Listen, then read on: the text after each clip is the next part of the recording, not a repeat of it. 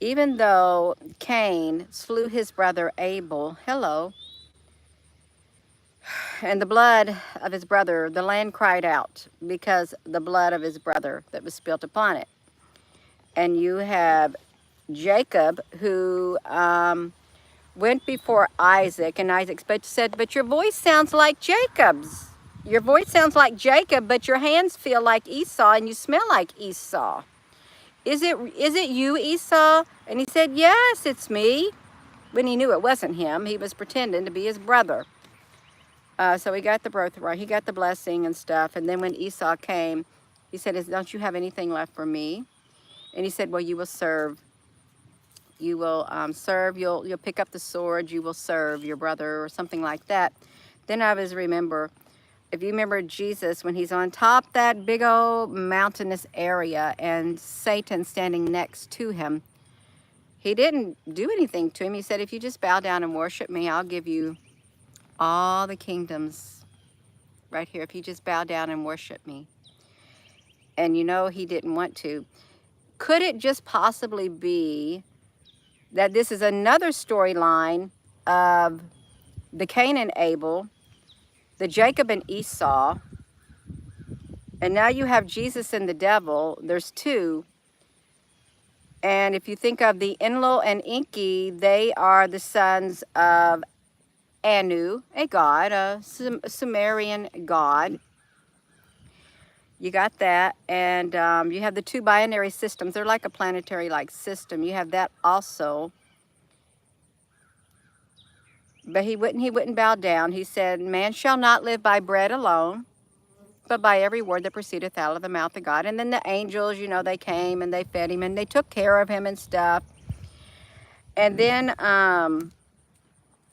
there was something else. And remember when Cain, even though he spilt his brother's blood, he said, well, he goes, you can't send me out of the garden. Because if everybody sees me, they'll know me, and they'll know that what I did, and they'll just kill me. So he placed a mark upon his head. He sealed his head, placed a seal upon him, that if anybody saw him, they would not do anything, because it was the seal of God. Because he had did that to his brother. But if you remember with the Jacob and Esau, Jacob was so mad that his brother did that, or Esau was so mad that his brother did that, and he vowed to, he was going to go kill him. He was going to go kill him too. See, you got two people who want to go kill each other, because he didn't think it was right. But really, truly, and when he saw his brother, well, his brother was terrified, because he knew he was going to come after him. His brother was terrified, but he didn't kill him. He didn't. Somehow they were able to be at peace, according to the biblical thing. But we had two people who more or less committed a very terrible thing right there. And you have Satan, and you have Jesus. Then you have Barabbas. Barabbas and Jesus, okay? Barabbas and Jesus. Barabbas was the thief. Barabbas was the murderer. Remember? The murderer and the thief. And you have Jesus, who did nothing. And the people were convinced by those who were planted in the crowd, let's release Barabbas, release the murderer, let the murderer go free. And then let's just kill Jesus. Let's just crucify him. See, there's two things also. Is that another symbolic thing, that something like that? The guilty was allowed to be set free. Cain was allowed to be set free. And Jacob, or Esau, was allowed to go set free. And then Satan didn't kill Jesus on the thing. But then when he hung there with the two thieves on the side, you got the two thieves on the side. One said something that wasn't very nice. And the other one said, just remember me when you come into your kingdom. That's all he asked. Please just remember me. Don't forget me. And that's kind of like Esau, I would assume, when Esau said, Father, don't you have anything for me? Don't you have any blessings left for me? It's like the guy on the cross, the guy on the other side of Jesus, just remember me when you come into your kingdom. That right there. And there's something else. This is my spiritual download. It's going on. It's going with the next one. I'm sitting under my peach tree. I'm continuing with this morning. There was something else. You just hold on a second. There was one more thing. And see how I just slipped my mind right there? Same thing it did this morning with the uploaded video. Remember me. Okay, I got it. Okay, I got it.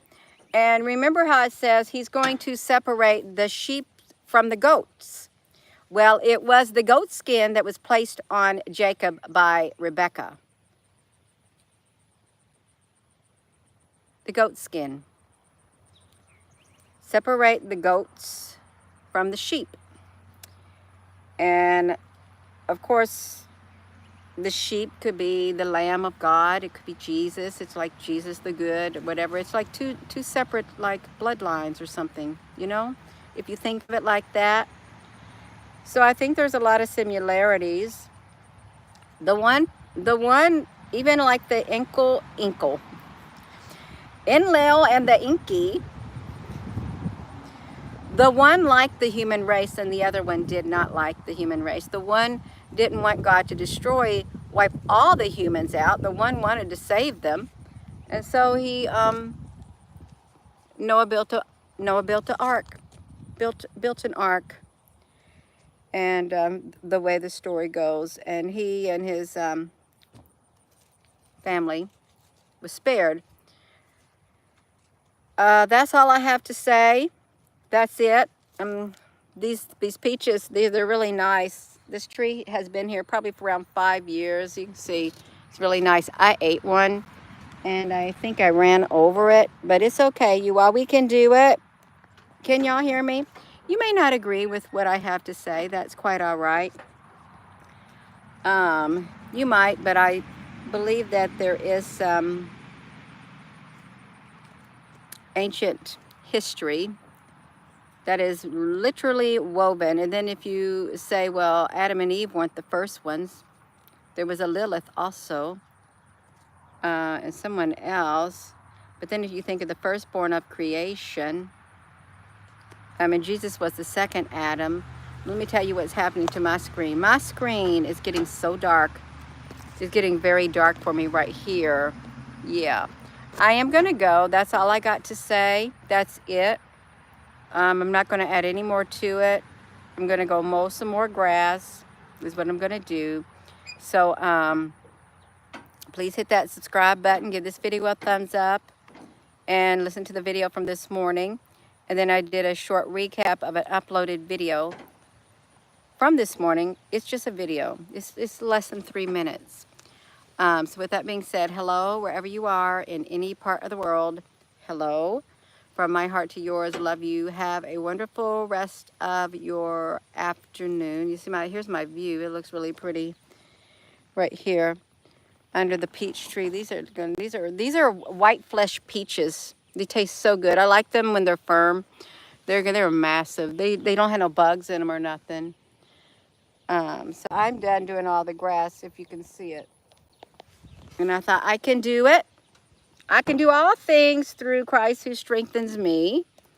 So yeah, it's always like in twos. And bring the animals 2 by 2.